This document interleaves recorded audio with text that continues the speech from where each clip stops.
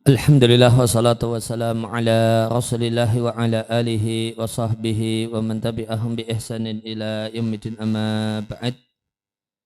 Kaum muslimin rahimani wa rahimakumullah.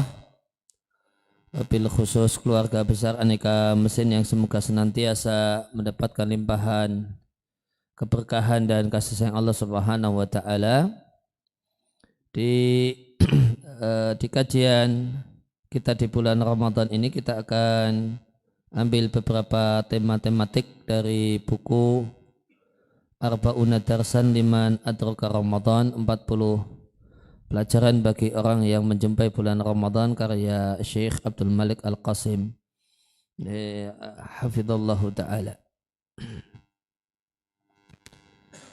Di kesempatan kali ini kita akan bahas tentang pelajaran pertama di buku ini dengan judul Ilaman Adraka Ramadan, pesan-pesan dan renungan bagi siapa saja yang menjumpai bulan Ramadan. Maka berikut ini ada sejumlah renungan-renungan singkat yang patut untuk kita renungkan di awal bulan yang mulia ini, bulan Ramadan, yang diharapkan renungan ini akan menghidupkan hati, mengingatkan jiwa dan menguatkan tekad.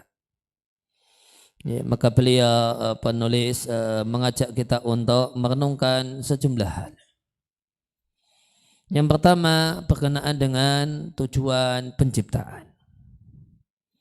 Maka ku ingatkan Anda wahai saudaraku, bi aslil khalqi, asal muasal penciptaan kita dan sebab kenapa kita ada di dunia ini. Sebabnya adalah untuk beribadah kepada Allah Subhanahu wa taala. Sebagaimana firman Allah Azza wa Jalla, "Wa ma khalaqtul jinna wal insa illa liya'buduni." Tidaklah ku ciptakan jin dan manusia kecuali supaya mereka beribadah kepadaku. Imam Nawawi rahimallahu ta'ala menjelaskan ayat ini dengan mengatakan dalam ayat ini terdapat tasrih, terdapat penegasan bahwasanya manusia itu tercipta untuk ibadah, tercipta untuk menyembah Allah Subhanahu wa ta'ala, sehingga selayaknya manusia perhatian dengan tujuan penciptaannya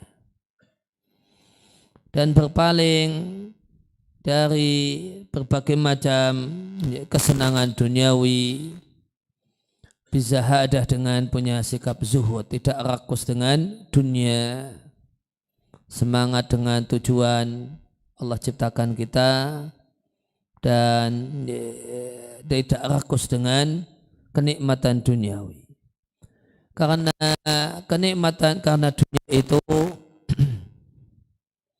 adalah darun nafadin, ini adalah tempat yang nanti ujungnya adalah habis dan rusak, bukan tempat yang kekal dan abadi. Dunia itu markabu uburin, kendaraan untuk lewat.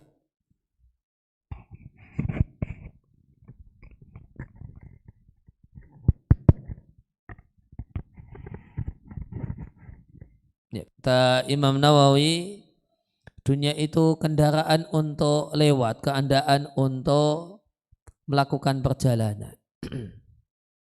Laman zila huburin, bukan tempat berhenti penuh kebahagiaan. Maka beliau gambarkan dunia itu dengan kendaraan yang perlu kita pakai untuk menuju satu tempat. Maka dia adalah kendaraan yang harus dipakai. Tidak boleh tidak, kalau mau ke tempat sana harus pakai kendaraan ini. Kalau mau sampai akhirat harus lewat dunia. Tapi itu kendaraan dan bukan tempat tujuan. Tempat tujuannya sana. Maka seorang muslim memikirkan dunia sebagaimana seorang musafir memikirkan kendaraannya. Ya, dunia itu diperbaiki sebagaimana kendaraan itu dipastikan kondisinya bagus. Namun ya Ketika diperbaiki bukan berarti kemudian kendaraan tersebut dinaiki kemudian berhenti begitu saja. Saya menikmati kendaraan yang enak ini. Kemudian tidak dipakai untuk jalan, maka tidak akan pernah sampai tujuan. Dan dia adalah sesuatu yang nanti akan putus dan terpisah dan bukan satu tempat yang dawam yang akan terus menerus bersama kita. Karena itulah dunia, segala kenikmatan dunia itu pilihannya dua tanpa ada yang ketiga. Kita yang meninggalkannya ataukah dia yang meninggalkan kita. Tidak ada pilihan yang ketiga. Punya istri cantik, punya rumah mewah, punya kendaraan ini dan itu pilihannya cuma dua. Boleh jadi kita yang meninggalkannya karena kita mati duluan. Maka istri cantik menjanda diambil orang, kendaraan kemudian boleh jadi dipakai oleh orang, rumah boleh jadi dijual untuk waris karena bau bagi waris, akhirnya ditempati orang dan seterusnya. Kalau tidak maka dunia yang meninggalkan kita. Atau dunia yang meninggalkan kita karena rusak, dicuri orang, gempa bumi dan yang lainnya. Kemudian wahai saudaraku, pikirkanlah keagungan betapa besarnya karunia Allah dan nikmat Allah untuk kita. Wa in ta'udu nikmatallahi la tuhsuha. Jika kalian mau menghitung nikmat Allah, kalian tidak akan mampu. Dan nikmat Allah yang paling agung dan yang paling mulia adalah nikmatul Islam. Nikmat menjadi seorang muslim. Betapa banyak orang yang manusia yang hidup di muka bumi ini, ada 6 miliar manusia katanya. Yang dari 6 miliar itu banyak di antara mereka dan yang mayoritas adalah tidak mendapatkan nikmat syahadat la ilaha illallah dan Muhammadur Rasulullah. Maka ini nikmat Islam adalah satu karunia Allah Subhanahu wa taala yang Allah berikan kepada siapa saja yang Dia kehendaki. Kemudian setelah itu kita patut memuji Allah Azza wa Jalla atas nikmat hidayah dan taufik.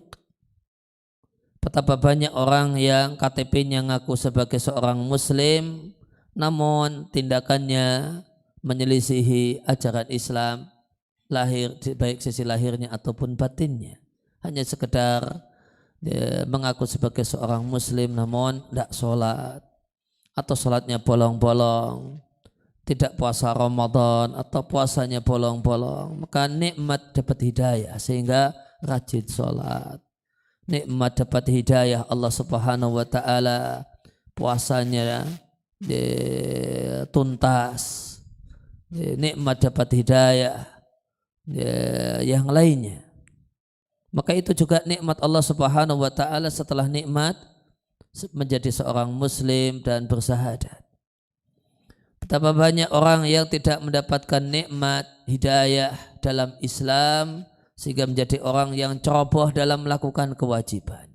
Salat tidak dikerjakan, puasa Ramadan seenaknya, dan dia kaya, punya harta yang berlimpah namun tidak bayar zakat dan seterusnya.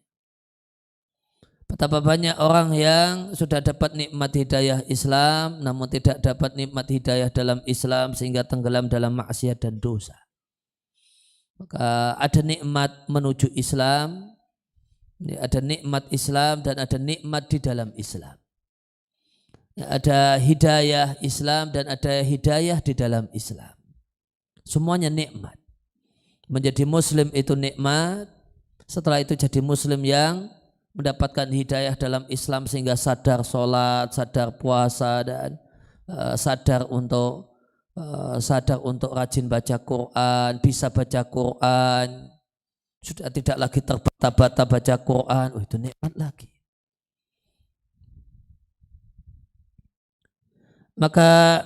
Maka kita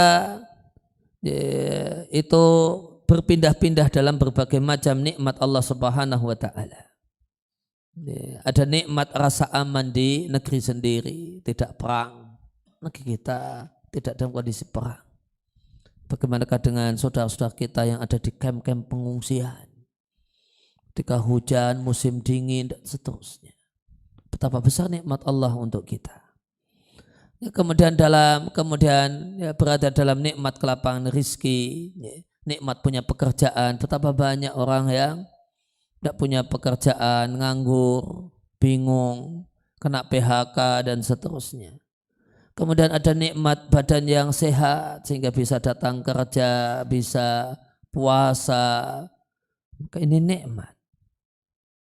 Maka itu semua mengharuskan kita berterima kasih kepada Allah yang ngasih itu semua. Terima kasih itu bahasa Arabnya syukur.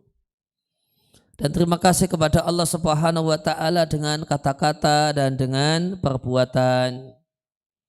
Dan bentuk syukur dan bentuk terima kasih yang paling penting, yang paling pokok, bentuk terima kasih sama Allah, dikasih badan yang sehat, diberi nikmat punya pekerjaan, dan sebelumnya nikmat Islam adalah taat kepada Allah Azza wa Jal, taat dengan perintah-perintah Allah dan menjauhi larangan-larangan Allah Subhanahu wa taala. Dan ingat, sadari inna ni'amata tadumu bisyukri. Nikmat itu awet kalau disyukuri. Kalau diyakini itu sebagai satu hal yang bernilai, nikmat yang kecil yang mungkin itu kecil namun dinilai besar, itu akan menyebabkan awetnya nikmat. Lain halnya jika nikmat itu dianggap kecil, remeh, sepele, bahkan dianggap tidak ada, maka itu akan menyebabkan hilangnya nikmat. La in syakartum la azidannakum. Jika kalian bersyukur akan aku tambahi nikmat untuk kalian. Kemudian renungan yang kedua, di antara nikmat Allah untuk kita semua adalah Allah panjangkan umur kita. Allah panjangkan umur kita. Allah berikan kepada kita waktu, tambahan waktu, sehingga Allah jadikan kita menjumpai bulan yang mulia ini. Betapa banyak kematian telah membuat pergi sahabat-sahabat kita. Betapa banyak kematian itu telah menyebabkan terpendam dalam tanah orang-orang yang kita cintai. Oleh karena itu maka panjang umur, diberi umur yang panjang, diberi kesempatan berulang kali, maka umur yang panjang dalam kehidupan, maka ini adalah fursah, adalah kesempatan berharga untuk mengumpulkan bekal menghadap Allah Subhanahu wa taala dengan melakukan berbagai macam ketaatan dan mendekatkan diri kepada Allah Azza wa Jal dengan melakukan berbagai macam amal soleh. Maka ingat, modal pokok seorang muslim untuk menghadap Allah adalah umurnya. Itu modal pokok kita untuk bisa sampai akhirat, sejahtera di akhirat, sukses di akhirat, adalah umur, adalah waktu. Oleh karena itu maka hendaknya kita menjadi orang yang antusias dengan waktu kita dan jam demi jam kita. Jangan sampai dia terlantar sia-sia. Ya, bolehlah kita ingat orang yang tahun kemarin puasa bareng dengan kita. Tahun kemarin sholat hari raya bareng kita. Bahkan di samping kita sholatnya dan jejernya. Sebagian mereka sekarang sudah tidak ada. Ya. Kemanakah mereka pergi? Jawabannya, mereka pergi dan menghilang dari kehidupan kita dikarenakan kematian. Oleh karena itu supaya kita bisa lebih kuat rasa syukurnya, maka ingat baik-baik sabda Nabi SAW, irtanim khamsan qabla khamsin. Manfaatkanlah yang 5 sebelum datang yang 5. Hayataka qabla mautika. Semua kita akan mati. Maka manfaatkanlah kesempatan ketika masih hidup, ya sebelum kita mati.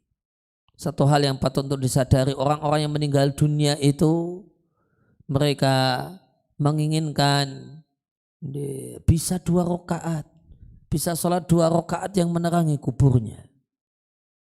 Satu hal yang kita remehkan, kita sia-siakan kesempatan untuk bisa misalnya sholat duha 2 rakaat atau sholat rawatib 2 rakaat. Padahal itu satu hal yang diharap-harapkan oleh orang yang sudah meninggal dunia, karena itu sebab terangnya kubur mereka. Maka manfaatkanlah ya, kesempatan ketika masih hidup sebelum datangnya kematian. Yang kedua, sihataka qabla sakamika, manfaatkanlah badan sehatmu sebelum sakit. Ya, maka alhamdulillah yang kumpul semua di sini badannya sehat sehingga bisa datang kerja. Tentu badannya sehat. Maka betapa kasihannya orang-orang yang sedang opnam di rumah sakit, di ICU dan macam-macam. Maka masya Allah nikmat besar Allah berikan pada kita, punya badan sehat, tidak urusan sama dokter, tidak urusan sama rumah sakit. Maka manfaatkan badan sehat ini dengan berzikir, dengan 2 kalimat yang ringan di lidah namun berat di timbangan Allah Subhanahu wa taala, subhanallah bihamdihi subhanallahil azim, atau astagfirullah. Maka manfaatkanlah badan sehatmu sebelum sakitmu. Yang ketiga, fararaka qabla surlika, manfaatkan waktu luangmu sebelum waktu sibukmu. Bagi yang belum menikah, maka jomblo itu masa luang. Tidak ada kegiatan ngantar istri belanja, nemani istri belanja dan seterusnya. Maka nanti kalau nikah itu tambah sibuk. Habis nikah kemudian punya anak tambah sibuk. Kalau belum nikah ya paling-paling urusannya sama kegiatan orang tua, bantu orang tua. Udah nikah nanti ada bantu mertua, nanti ada acaranya adik ipar dan seterusnya. Tambah macam-macam, tambah sibuknya. Maka manfaatkanlah waktu luang, waktu longgar dengan hal-hal yang positif.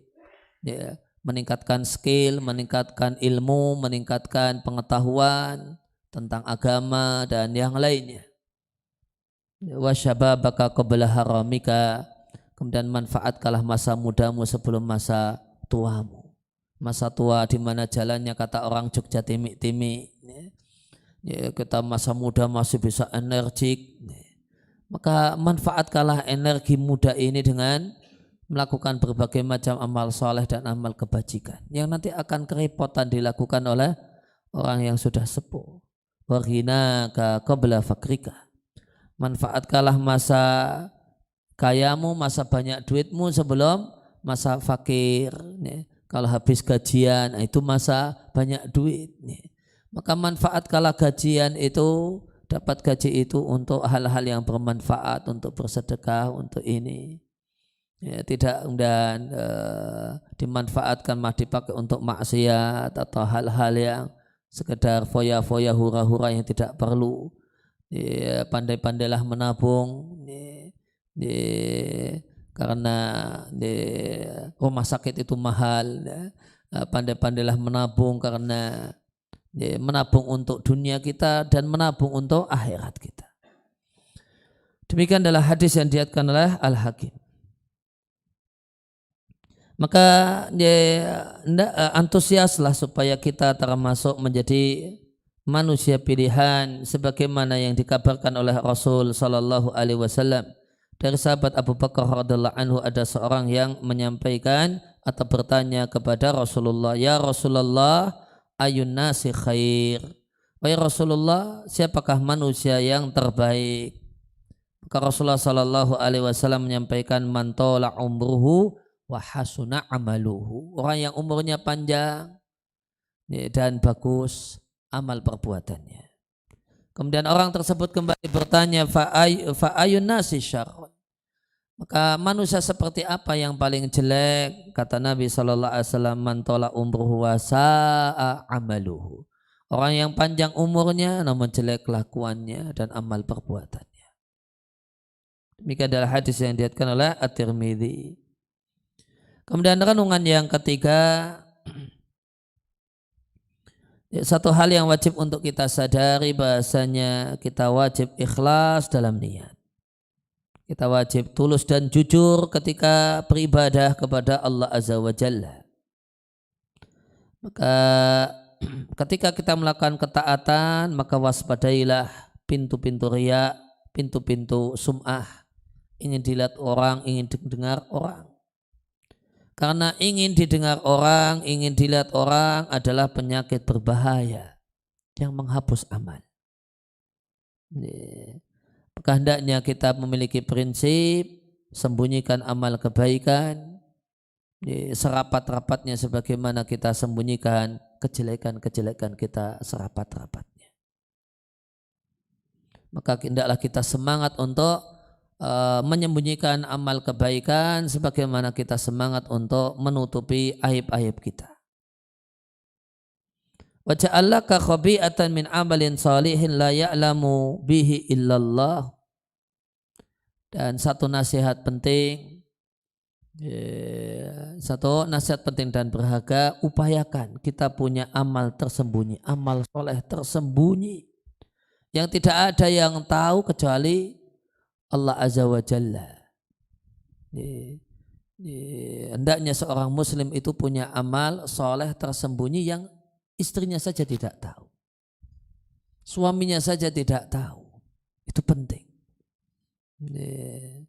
Boleh jadi sedekah yang dengan kata orang Jawa duit lanang, uang laki-laki atau yang lainnya, atau sholat yang dia kerjakan di tempat yang tersembunyi, sholat sunnah yang dikerjakan di tempat sembunyi. Di antara contoh simpanan amal soleh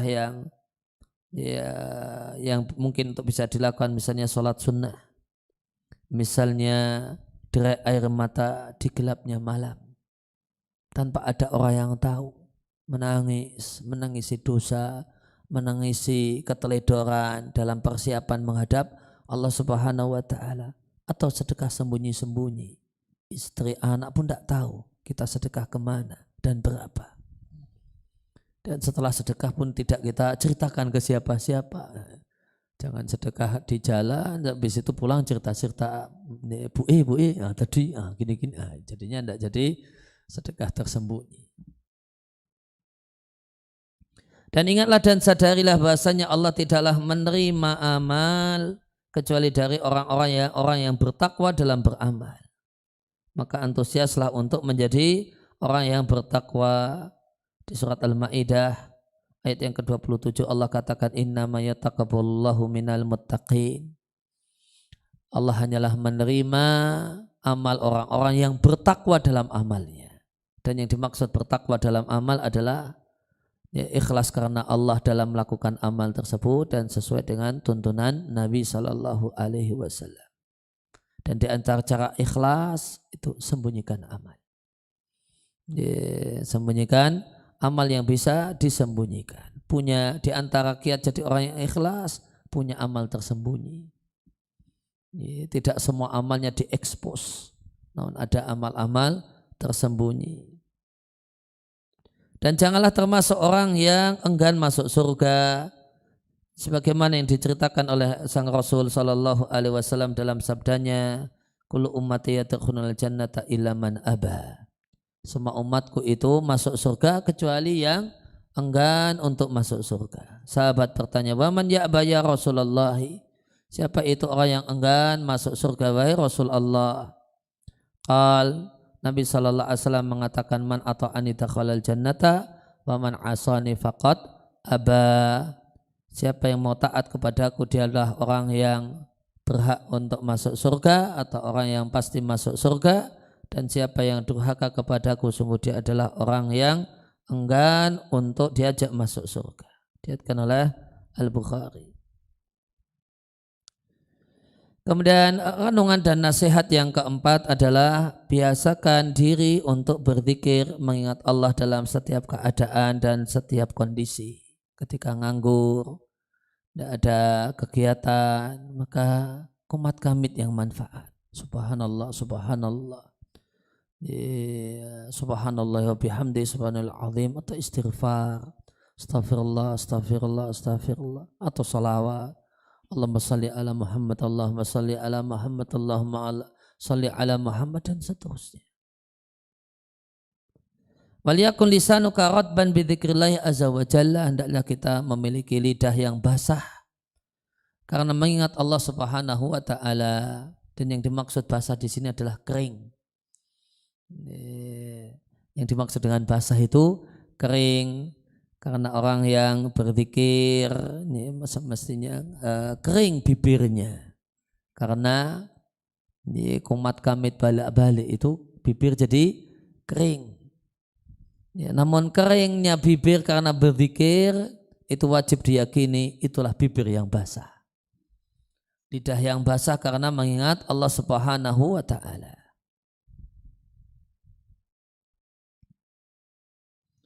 Ya, dan hendaklah kita menjadi orang yang, dan supaya kita menjadi orang yang banyak berzikir, maka rutinkan membaca doa-doa yang telah diketahui, wirid-wirid yang Nabi ajarkan.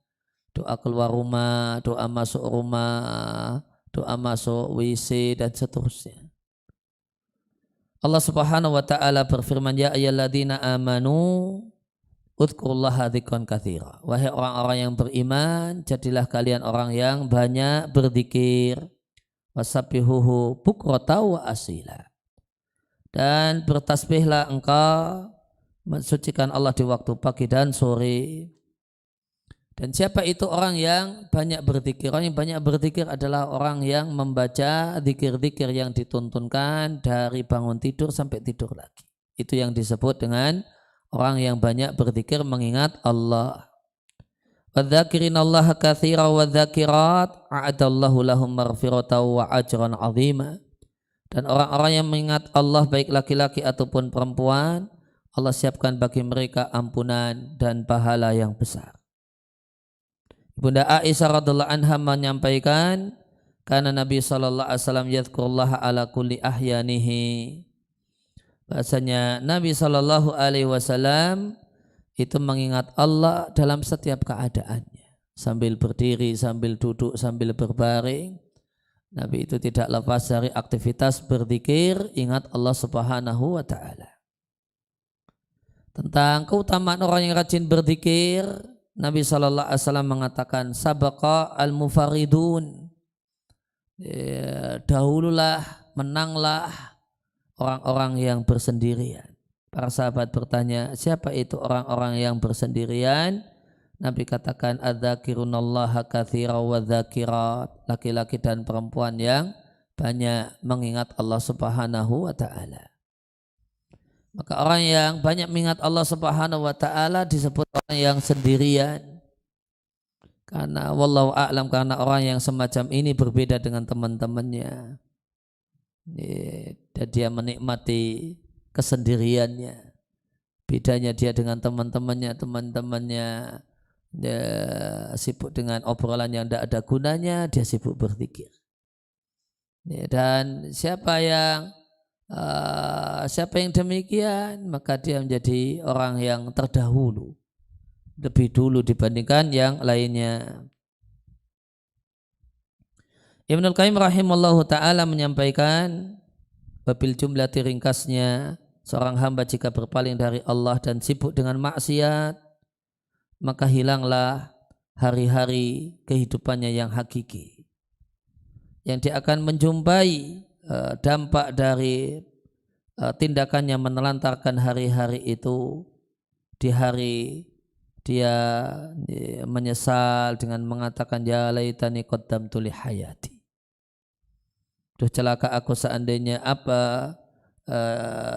seandainya aku telah melakukan dan berkarya dan berbuat untuk kehidupanku ini. Maka ada kehidupan yang hakiki dan waktu yang hakiki. Waktu yang hakiki dan umur hakiki manusia itu yang dipakai untuk taat. Itu umur hakiki manusia. Itu umur yang dipakai untuk taat. Mas, yang kacamata, Mas. Tolong pindah sini, Mas. Banyak setannya di situ sepertinya. Nah, meskipun setannya sudah terbelenggu, namun digoda yang terbelenggu saja kalah. Nah. Ya, maka umur hakiki manusia adalah umur yang dipakai untuk taat. itu umur hakiki manusia. Kalau umur yang dipakai untuk main-main itu sebenarnya buang-buang umur.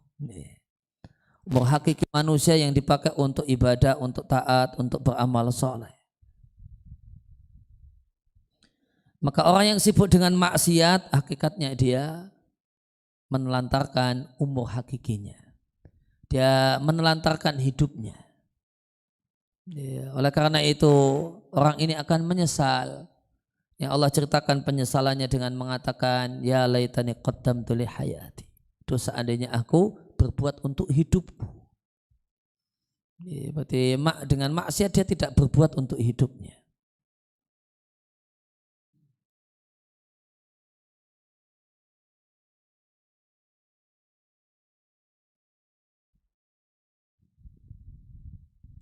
Dan sadarilah wahai saudaraku bahasanya tidak akan ada orang yang bisa setelah engkau meninggal dunia, setelah kita meninggal dunia, tidak akan ada seorang yang bisa beramal sholat untuk kita, puasa untuk kita. Masing-masing orang itu terikat dengan amalnya sendiri-sendiri. Oleh karena itu, maka marilah kita terutama di bulan yang Ramadan ini kita perbanyak mengingat Allah, perbanyak untuk mengumpulkan bekal dalam melakukan berbagai macam ketaatan dan ibadah. Dan nasihat yang kelima, renungan yang kelima, terutama kondisi kita, posisi kita di bulan Ramadan, maka antusiaslah untuk baca Al-Quran setiap hari.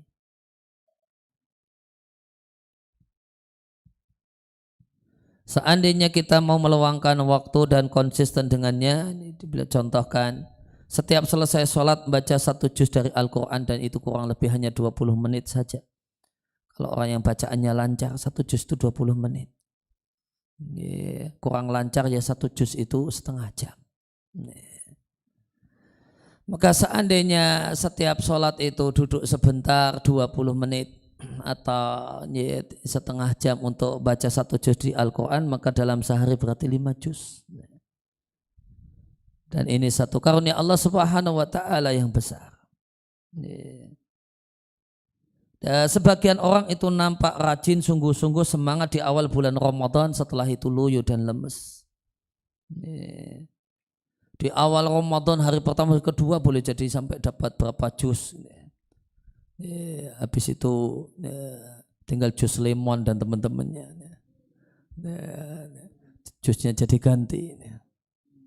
Karena juz baca Al-Qurannya sudah loyo.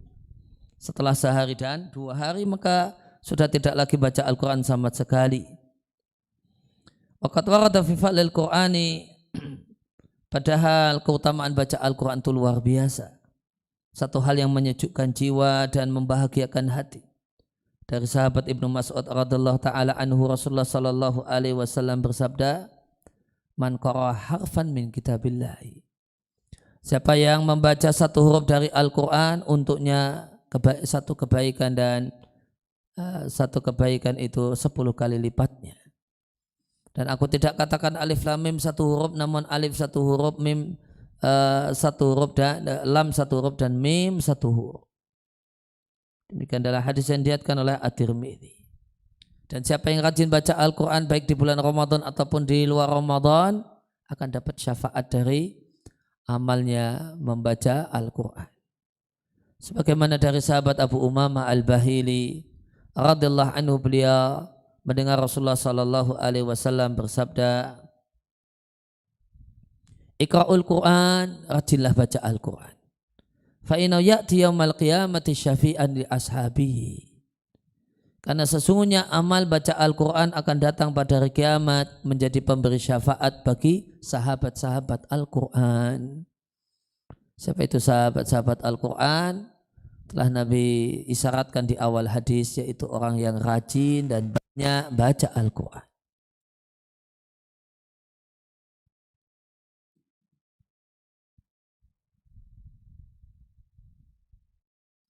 Kemudian nasihat yang keenam, Ramadan adalah kesempatan yang terbuka untuk punya peran dalam mengajak orang dalam kebaikan.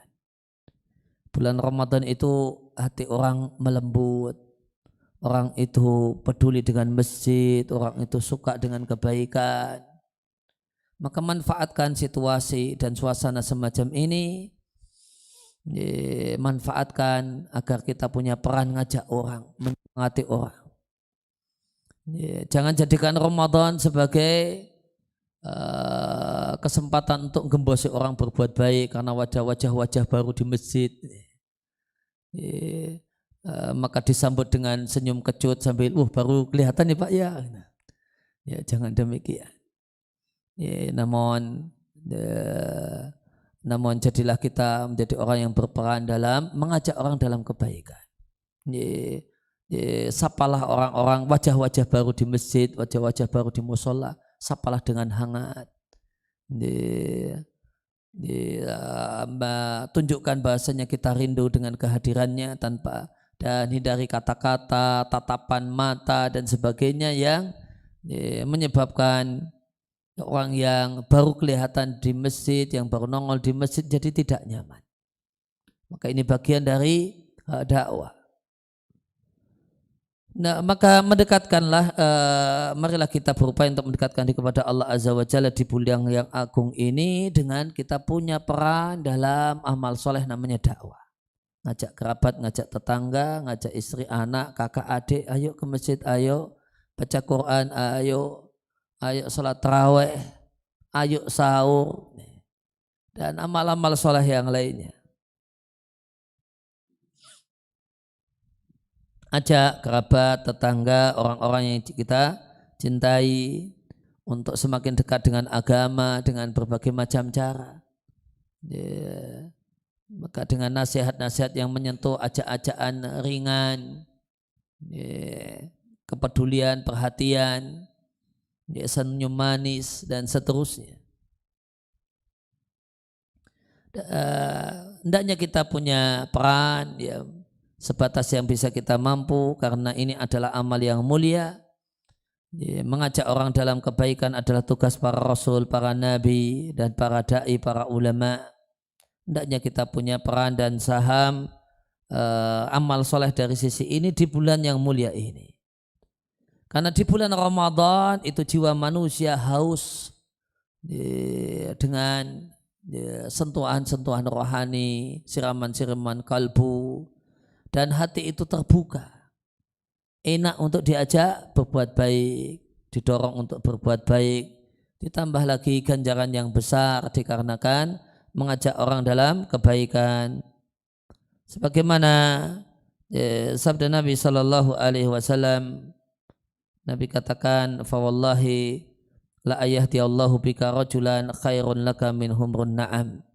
Demi Allah, seandainya Allah Subhanahu wa taala memberikan hidayah dengan sebab dirimu satu orang saja yang semula enggak rajin salat jadi rajin salat, yang semula antipati masjid menjadi cinta masjid, yang semula tidak ada punya keinginan untuk baca Quran, akhirnya rajin ngaji untuk bisa baca Al-Quran dan seterusnya. Maka demi Allah, seandainya dengan sebab kata-kata kita, nasihat kita ada orang yang tersentuh, akhirnya Ramadan jadi titik perubahan dalam dirinya, maka itu kata Nabi lebih baik daripada unta merah, yaitu harta yang paling berharga yang dimiliki oleh orang Arab. Al-Hasan Al-Basri mengatakan, fa maqamu da'wati ilallahi afdalu maqamatil abdi. Maka posisi berdakwah itu adalah posisi yang paling mulia pada seorang hamba, karena dia di posisi para nabi dan rasul. Kemudian nasihat yang ketujuh, supaya Ramadan kita itu lebih berkualitas, maka waspadailah duduk-duduk bersama orang yang senangnya, maka waspadailah majalisal farighin, kumpul-kumpul dengan orang yang sukanya buang-buang waktu.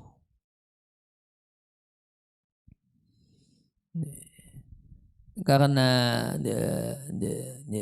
ini tentu satu hal yang merugikan. Harusnya waktu bisa dipakai untuk ibadah, cuma sekedar ngobrol ngalor ngidul tidak ada manfaatnya. Supaya puasa kita lebih bermakna dan lebih berkualitas, jaga lisan, jangan pakai untuk riba. Jangan pakai untuk gunjing orang, jangan pakai untuk namimah, jangan pakai untuk melakukan ucapan-ucapan yang buruk. Tahan lisan, penjarakan lisan untuk tidak mengucapkan semua hal yang membuat murka Allah Ar-Rahman. Paksa diri, biasakan diri untuk berkata-kata yang baik dan indah. Ya, ucapannya subhanallah, masya Allah, dan kalimat-kalimat yang lainnya.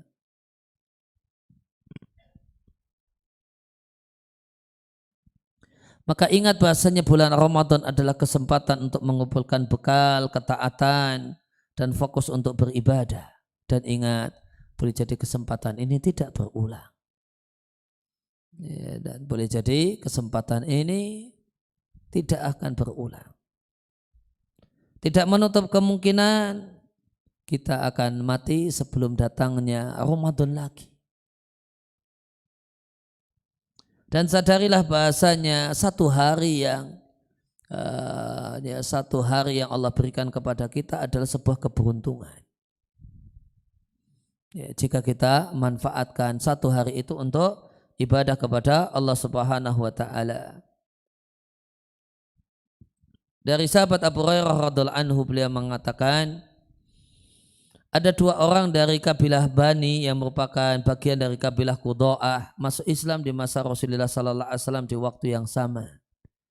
Sehingga ceritanya salah satunya gugur sebagai syahid dan yang lainnya umurnya masih lebih panjang dengan selisih 1 tahun.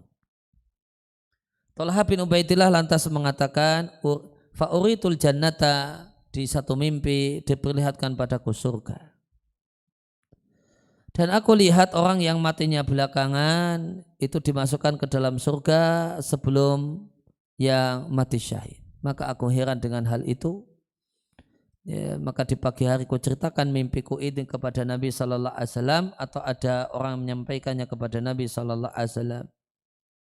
Maka apa sebabnya? Kenapa yang matinya belakangan tidak mati syahid, namun belakangan setahun masuk surganya lebih dulu daripada yang mati syahid? Ini kan unik ini. Ya, yang mati syahid masuk surganya belakangan. Yang matinya di tempat tidur hanya selisih umur 1 tahun dengan yang mati syahid, diperintahkan masuk surga duluan. Setelah disampaikan dan ditanyakan kepada Nabi, jawaban Nabi sallallahu alaihi wasallam, "Alaisa qad shoma ba'dahu Ramadan?" Bukankah orang yang kedua itu dapat puasa 1 Ramadan setelah yang pertama wafat? Wa shalla sittata alafi raqatin, dan selama setahun dia sudah sholat 6.000 rakaat. Au kada wa kada raqatan, atau sekian rakaat. Sholat tasanati, sholatnya sepanjang tahun, maka wajar. Maka wajar dan tidak heran yang mati di tempat tidur belakangan selisih setahun masuk surganya lebih duluan daripada yang mati syahid. Karena menunjukkan bahasanya satu hari yang Allah berikan kepada kita itu kesempatan emas. Kesempatan emas ketika diisi dengan yang harus dimanfaatkan, diisi dengan ketaatan, diisi dengan ibadah. Maka 1 Ramadan itu bisa mengalahkan orang yang mati syahid. Pahala ketemu 1 Ramadan itu bisa mengalahkan pahala orang yang mati syahid.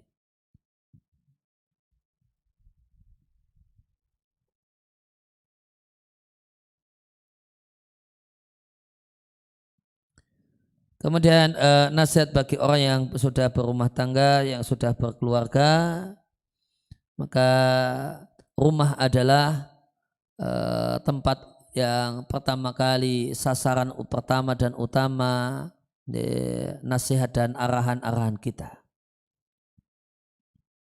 Fahris awalan ala akhdi binafsika. Oleh karena itu, maka yang pertama kali didik diri kita sendiri. Kendalikan diri, didik diri sendiri untuk menjadi orang yang sibuk dalam kebaikan. Setelah itu barulah antusias untuk dengan orang-orang sekeliling kita, istri, saudara, anak. Ingatkan mereka tentang pentingnya bulan Ramadan ini, motivasi untuk rutin sholat, ya, rajin baca Al-Quran, dan semangat melakukan amar ma'ruf nahi mungkar di rumah dengan kata-kata yang baik, dengan kalimat-kalimat yang tulus dan jujur. Lantas iringi hal tersebut dengan doa hidayah untuk mereka. Karena bulan Ramadan adalah kesempatan penting untuk evaluasi dan menasihati orang-orang yang teledor. Mudah-mudahan Allah Azza wa Jalla memberikan hidayah kepada orang-orang di sekeliling kita, sehingga kita akan juga turut dapat cipratan pahalanya. Sebagaimana sabda Rasulullah sallallahu alaihi wasallam, "Man tala ala khairin falau mislu ajri fa'ilihi." Siapa yang menunjukkan kebaikan, maka untuknya semisal pahala pelakunya. Siapa yang menunjukkan kebaikan daripada istrinya, anaknya, dengan mendidik, dengan ngajari baca Quran anaknya, dengan mendidik istrinya, maka dia akan dapat pahala semisal pahala orang yang melakukannya.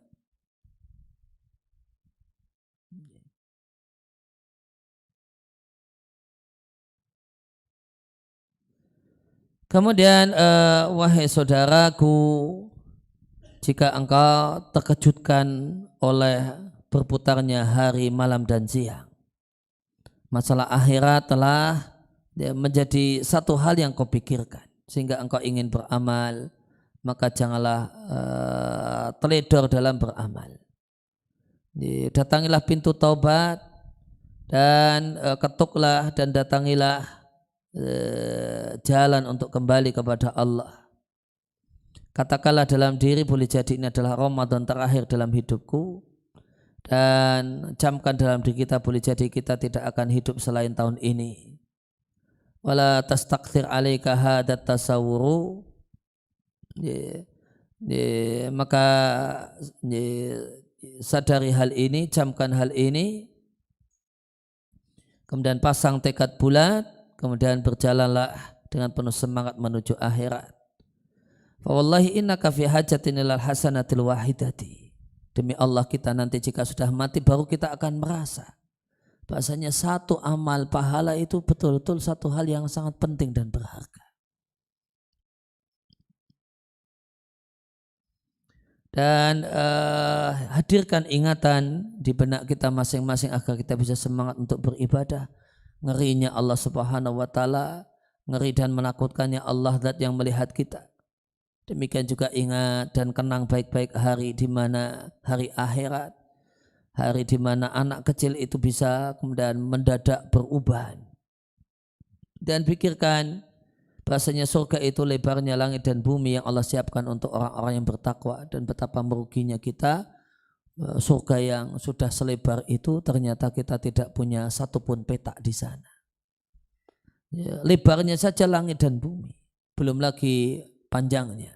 Ternyata kita tidak punya satupun petak di surga di tempat tersebut. Maka ini sungguh satu hal yang merugikan.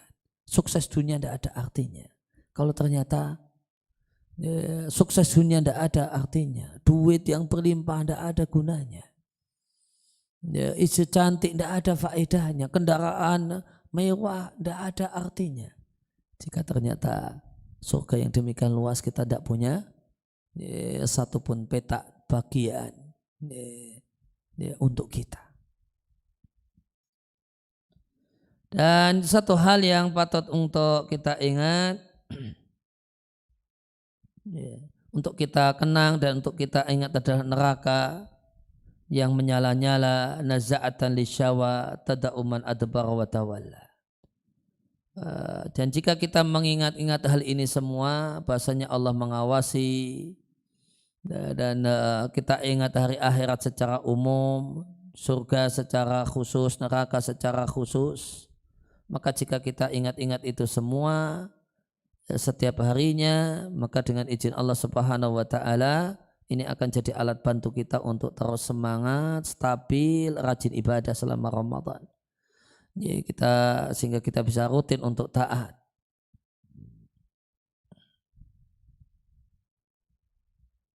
Maka jika kita telah bersedekah dengan waktu yang demikian panjang di masa silam untuk urusan dunia.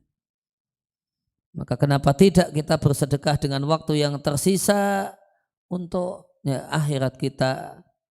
Tentu akhirat lebih layak untuk mendapatkan pemanfaatan dari umur yang Allah Subhanahu wa taala berikan kepada kita. Perbaikilah umur yang tersisa, maka Allah akan memaafkan apa yang telah berlalu. Itu sejumlah nasihat, ada 8 nasihat seputar ya intinya adalah semangat, ya, stabil dalam punya semangat yang stabil dalam beribadah kepada Allah Subhanahu wa taala di bulan Ramadan, dan jangan jadikan hari puasa kita seperti hari tidak puasa. Kalau hari tidak puasa boleh jadi gojekannya, guyonannya ya seperti itu, maka jangan jadikan hari puasa kita seperti hari tidak puasa. Jangan jadikan bulan Ramadan seperti bukan bulan Ramadan, biasa-biasa saja, tidak ada semangat, tidak ada peningkatan. Ini satu hal yang keliru. Maka tanda bahasanya Ramadan, demikian juga ibadah puasa itu sudah berada di rel yang jelas, la'allakum tattaqun, ya, supaya kalian jadi orang yang bertakwa. Cirinya adalah cirinya adalah keadaan kita saat puasa beda dengan keadaan tidak puasa. Ucapan perbuatan kita di bulan Ramadan beda dengan sebelum Ramadan, dan perbaikan yang ada di bulan Ramadan ini kemudian dilanjutkan setelah Ramadan berakhir.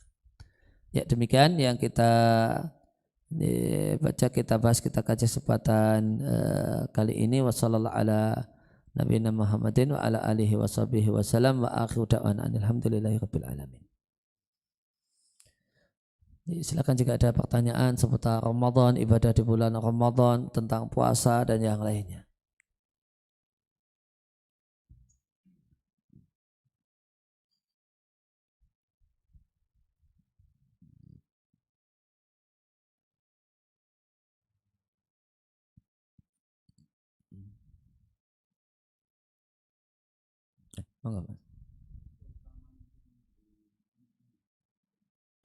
Keutamaan orang yang memberi makan orang yang berpuasa, Nabi sampaikan di sebuah hadis bahasanya siapa yang ngasih buka, ya, siapa yang ngasih buka untuk orang yang berpuasa, maka untuknya pahala orang yang berpuasa tersebut tanpa mengurangi pahala dia sedikit pun. Sebagaimana sabda Nabi Sallallahu Alaihi Wasallam, man fattara sha'iman, siapa yang memberi makanan pengenyang untuk buka orang yang puasa, kana lahu mislu ajrihi, untuknya ganjaran semisal ganjaran orang yang puasa tersebut, ghaira annahu la yanqusu min ajri sha'imi syai'un, tanpa ada sedikit pun pahala orang yang berpuasa yang berkurang.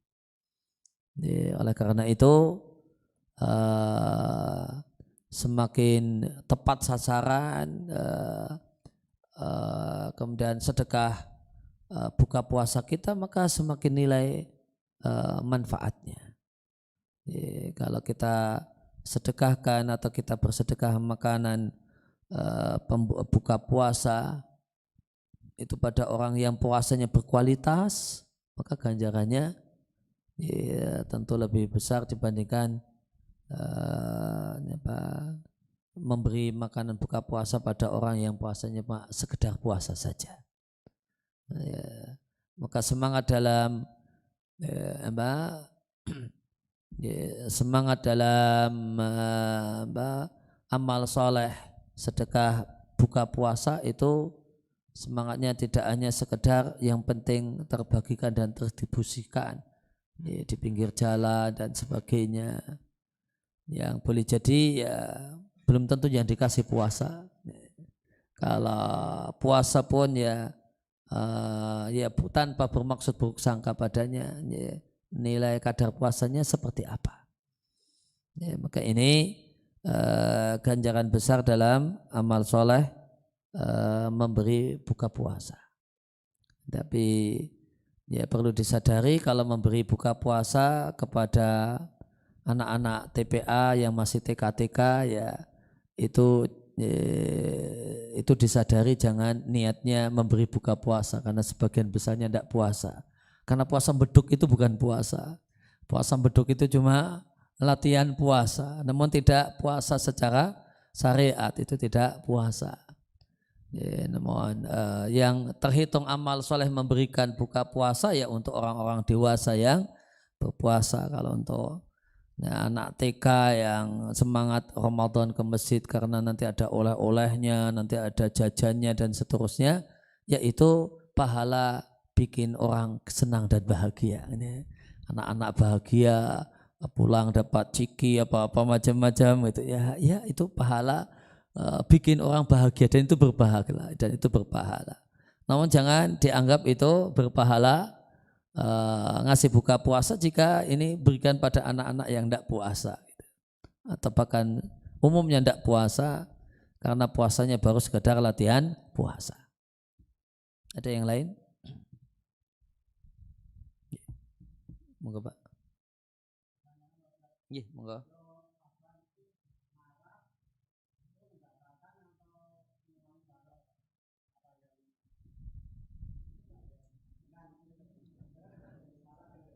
Ya, marah kalau sebenarnya kalau semata-mata marah itu tidak mengurangi kadar puasa. Marah dan artian tersinggung, jengkel gitu.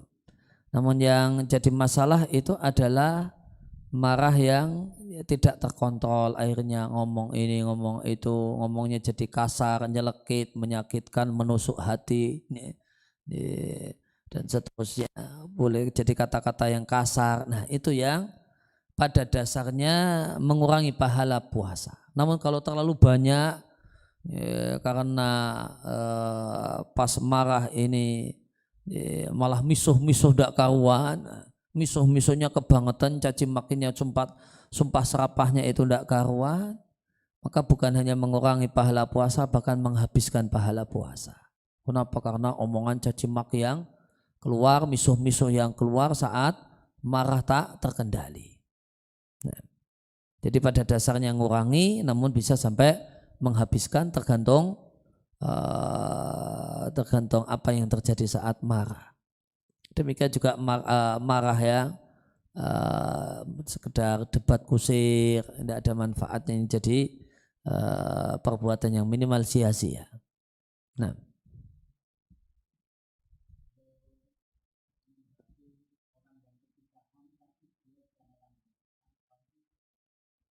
Satu amal yang berpahala, ya, orang susah, orang kafir sekalipun susah, dia kelaparan, kita kasih makan berpahala.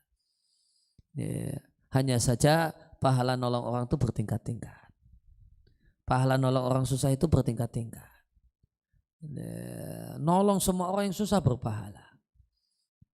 Namun ketika yang ditolong itu orang yang rajin ibadahnya, Masya Allah ya, maka dengan pertolongan kita dia semakin dia rajin ibadahnya. Dia tidak makan 2 hari kita kasih makan, habis itu dia pakai energi makannya untuk sholat, untuk baca Quran, Masya Allah, pahala semua untuk kita. Ya, tapi kalau lain hanya kalau tidak demikian, meskipun tetap ada pahalanya, hanya saja pahala nolong orang itu bertingkat-tingkat melihat gimana kondisi orang yang ditolong, gimana kebutuhan dia untuk ditolong dan seterusnya. Yeah.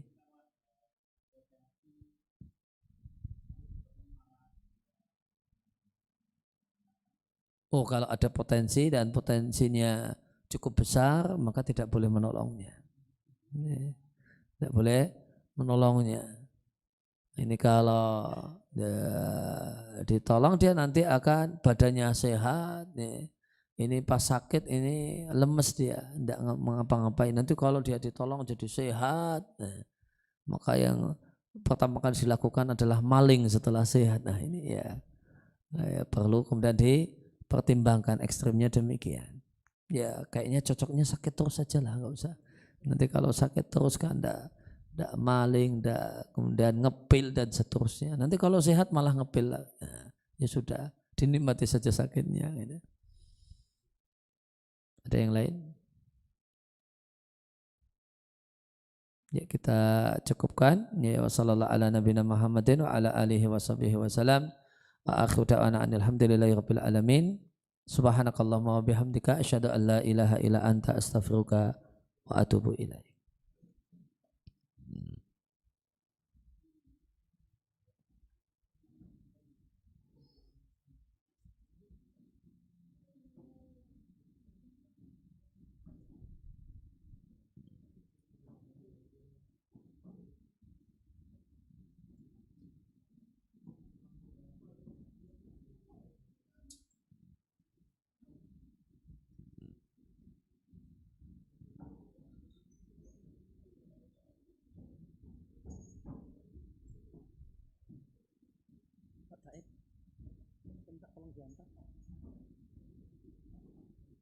Tapi diantar ke Yufid aja.